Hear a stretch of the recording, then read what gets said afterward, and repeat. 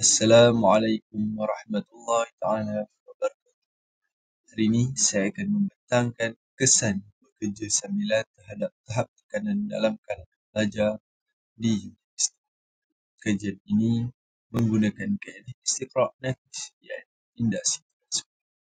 Ini kerana penyelidikan ini tidak mengkaji semua pelajar universiti, akan tetapi ianya hanya sebahagian sahaja. Walaupun ianya tidak banyak, namun ianya cukup untuk membuktikan generalisasi. Kaedah pertama, mulahazat, yakni pemerhatian. Mengikut artikel yang dirujuk, penyelidikan ini memberi pemerhatian awal kepada masalah pelajar yang mana mereka membuat pekerjaan sambilan di kedai makan, pasaraya, sebagai rider Foodpanda dan GrabFood dan juga lain. Oleh itu, mereka juga sering mengadu kepenatan dan tidak cukup tidur dan suka fokus pada tugasan di dalam kelas. Pensyarah juga sering terima aduan yang bahawa belajar menghantar lewat tugasan. Itu adalah pemerhatian daripada kesan. Kita terus kepada furuk ilmiah, iaitu hipotesis.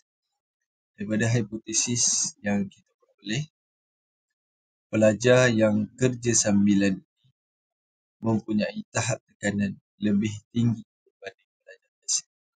Lebih banyak jam kerja yang dilakukan oleh mereka dalam seminggu, lebih tinggi tahap tekanan mereka.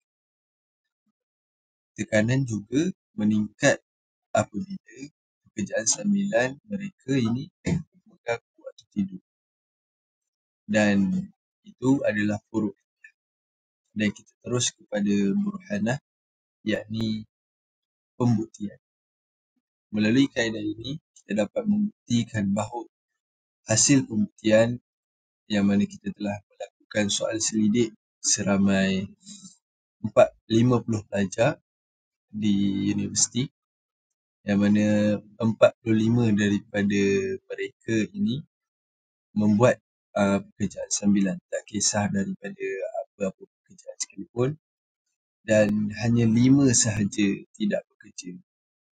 Yang mana hasil pembuktian ini kita dapat simpulkan bahawa pelajar part-time mencatat skor paling tinggi akan tekanan mereka. Tekanan stres mereka lebih tinggi berbanding pelajar biasa. Sekian, terima kasih.